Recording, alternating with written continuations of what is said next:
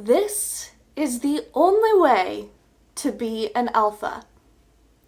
To be a parent.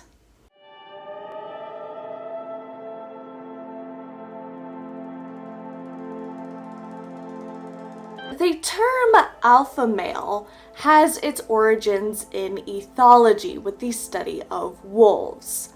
In 1947, Rudolf Schenkel introduced the term in his paper Expression Studies on Wolves. However, the term wasn't popularized until the 1970s book by L. David Meck entitled The Wolf: Ecology and Behavior of an Endangered Species. And ironically enough, that book is still in print today, despite Meck's pleas to stop publishing it because it has outdated and inaccurate information on the alpha male or female. So let's take a step back real quick and define what the alpha is. The alpha, as we know it, is the top dog who competes and wins contests and battles. These typically revolve around sexual competition, for example, and they are often seen asserting their dominance to keep the rest of the pack in line. This is where we see the modern conventions of the alpha: dominating, sexually proficient, and a natural-born leader. But all of this is based on outdated information. The research that gave birth to the concept of a dominant alpha was conducted on wolves in captivity. Studying the wolves in captivity and trying to draw conclusions that that's how all wolves act is a lot like trying to understand human family dynamics by studying people in refugee camps. Now, the idea of the alpha was used to predict the future alpha in the captive pack. So this again comes down to kind of the basis of where alpha comes from, which is basically who is going to breed, who is going to propagate the species. And by using these sort of alpha conventions, they wanted to predict who would rise through the ranks and be on top of the wolf social hierarchy. And this idea kind of suggests that rank is innate or formed early, and some wolves are destined to rule the pack while others are not. But what's fascinating to note here is that even in captivity, the one who is considered the alpha wolf or top dog would actually change on a fairly consistent basis. So according to Meck, individual wolves do not have an inherent permanent social status, even in captivity. And going back to this idea that the alpha wolf is the one most likely to breed, what they found is even in this captive environment, when given the chance, any mature wolf of a reproductive age would successfully breed, which is our baseline for being the top dog. So there aren't any true inherently low-ranking non-breeders, or the betas and omegas. And technically, every single wolf in that observed captive pack was an alpha because they mated. So this idea that, a rigid, force-based dominance hierarchy doesn't exist in wolf packs, especially out in nature. They don't actually subscribe to the social hierarchy of alpha, beta, omega. Rather, the social ranking of a naturally occurring wolf pack is more dictated by age. I like to think of it as the phrase respect your elders. So often the top dog, quote unquote, is dad, but even then, dad isn't on top of the pecking order. Both mom and dad attack large prey and eat it at the exact same time. Dad often submits to mom and gives her food, especially when mom has recently given birth, and mom dominates the pack when she has pups. In other words, everyone else in the pack submits and defers to her. Now, females often do submit to the male, but it's more of a social thing from what I can gather. So the dominance and submission in wolf packs refers more so to posturing and doesn't really hold anything in regards to pecking order. When it comes to the posturing, what often happens is the younger pups and younger wolves will actually submit posturally to dad, tails wagging and licking up at his mouth. And this is actually more just kind of a, hey, Dad, I'm hungry, you got any food? And what's really interesting is most males, most dads will absolutely be like, sure, I got food for you. So it's more of a non-verbal communication than a show of dominance versus submission. And in fact, Meg postulates that submission itself may be as important as dominance in terms of promoting friendly relations or reducing social distance. When we think of the modern alpha, undoubtedly, we think of an attraction, mate-based way of thinking. But fun fact, most wolf packs in nature see no sexual competition whatsoever, and that's really fascinating to me. So basically what happens is when a wolf becomes mature or of a reproductive age, they leave the pack, find a mate, and start a pack of their own. That's it. That's what happens. Extremely rarely, if ever, is there sexual competition. Just keep that in mind. To define what an alpha wolf is, using our current understanding of wolf packs out in nature, they are the parents. They are more so referred to as the mating pair or the breeding pair. They don't even use the term alpha when talking about wolf packs anymore. And a wolf pack is basically just the family. Mom, dad, and their kids. But to better understand the evolution of the alpha, we must go to fan fiction. The idea of the alpha, beta, and omega gained true popularity through what is known as the Omegaverse. The Omegaverse was originally a subgenre of erotic/fanfiction. Now, if you're like me and you haven't frequented fanfiction that much, you might be wondering what /fanfiction is. Well, slash was originally meant as sex is the primary plot, but nowadays it's mostly used to indicate a same-sex romantic pairing. /fanfiction has its roots in moms writing Kirk, Spock, Star Trek fanfiction. So I just think it's so funny that Omegaverse, which has its roots in both this outdated concept of the alpha, also has roots in Star Trek fanfiction, which I think is just beautiful. And it melded together, and the internet came out, and Archive of Our Own came out, and with that,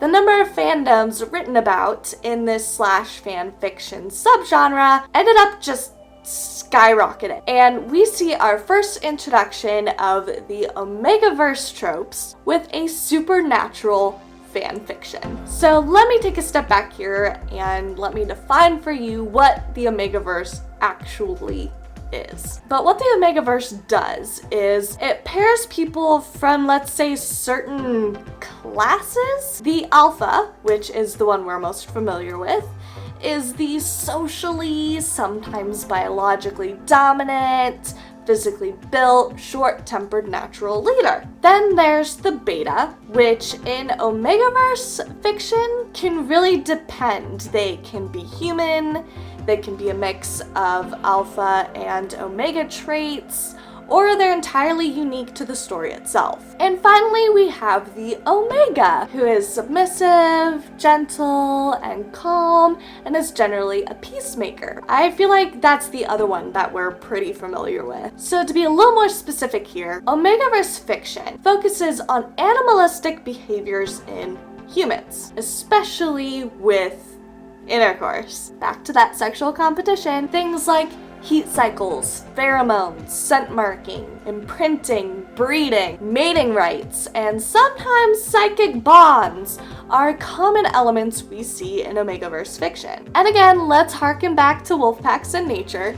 Sexual competition does not exist. We just don't see it happening very often. And fun fact, within actual wolf packs, both male and female, mom and dad, scent mark equally. Within Omegaverse fanfiction, the sexual aspect can get a bit dark and dicey in terms of consent, but we're not gonna go down that rabbit hole.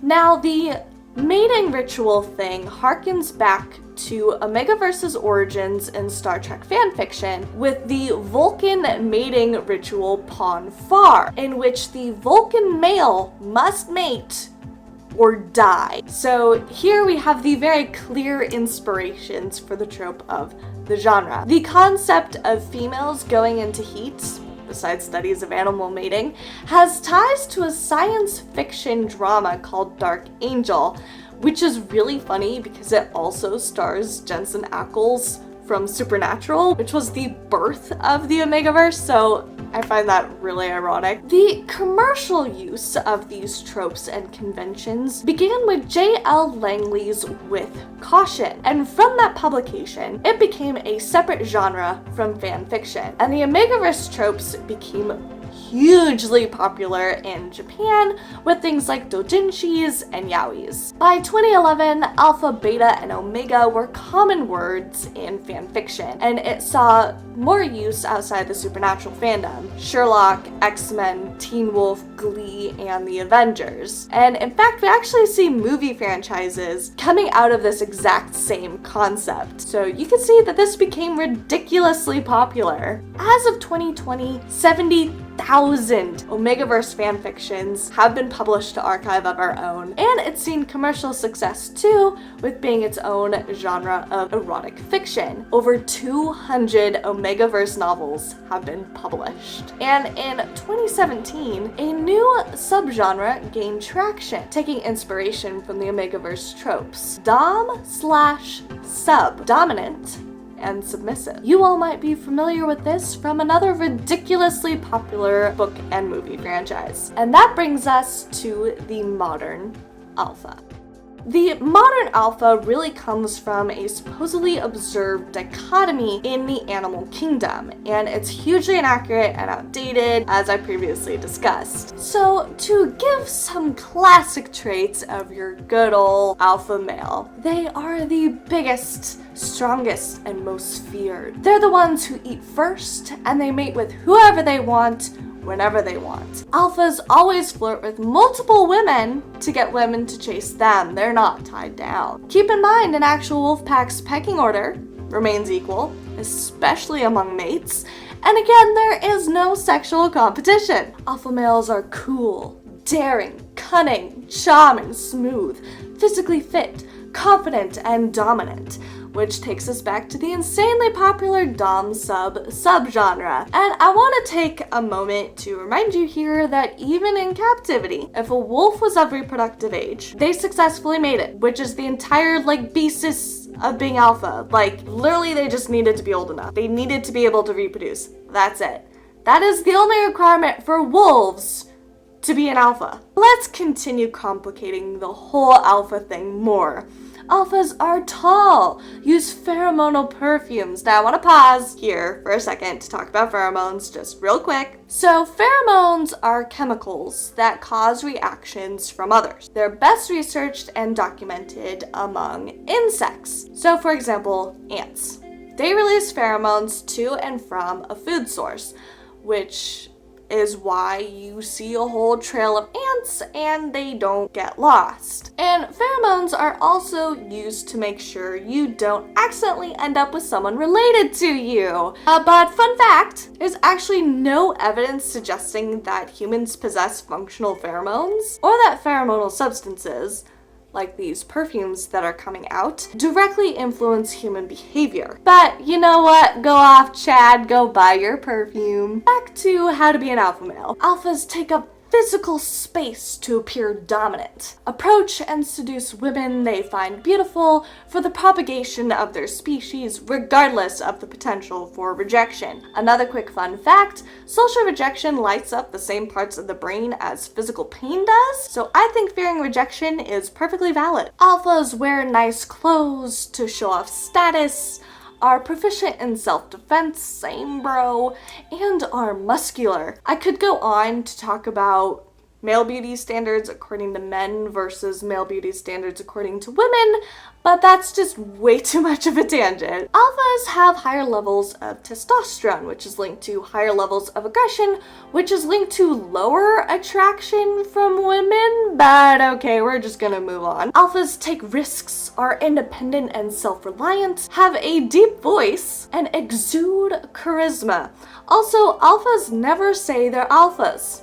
They simply are. From what I've gathered, this alpha male phenomenon comes from an ego deprived of true affection and connection, as the advice seems rooted in gaining the attention and admiration of others. So maybe we should rethink the male gender roles and stereotypes and conventions that we push onto our young men and boys, or get some sort of collective therapy group going. A lot of the idea of being an alpha male is rooted in attraction, which actually changes for women at different points in their menstrual cycles. Women become more attracted to facial hair and deep voices, and then that attraction can go away entirely. So if you're trying to attract a woman, you need to pay attention to her period.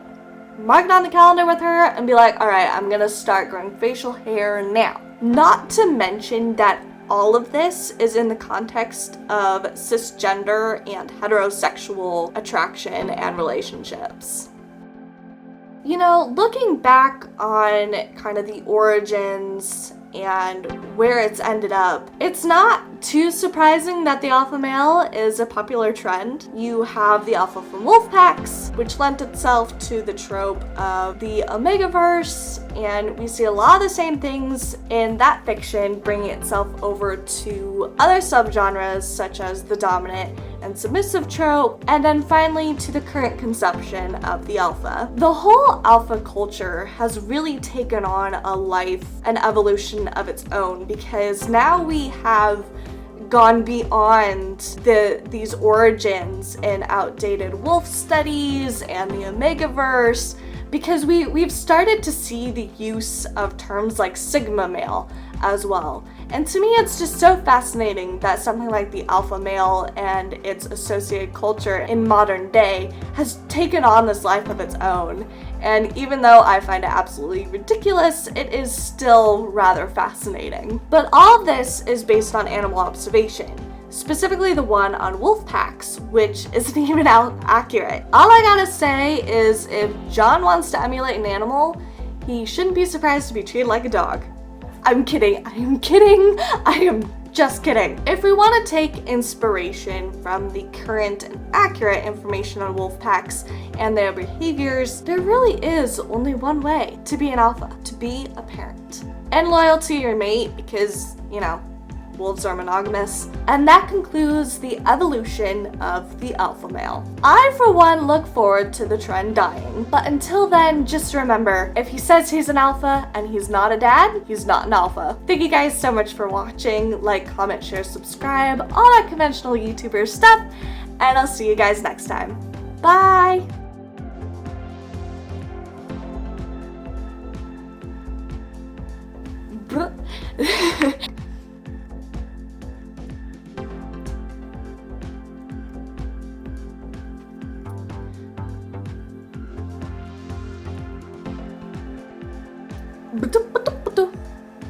Or I say it now and I just put it later. Okay, reminder to my editor self, put this later on. Pactive cap. Here at permanent plates that submission itself may be as important and in fact, to define what an alpha wolf is, Wolfpack is basically just Now, if you're like me and you had no idea what slash fanfiction is, oh, it became a separate, and with that, and the Omegaverse and it's seen commercials it's like perfumes that, or that pheromonal substances like these pheromonal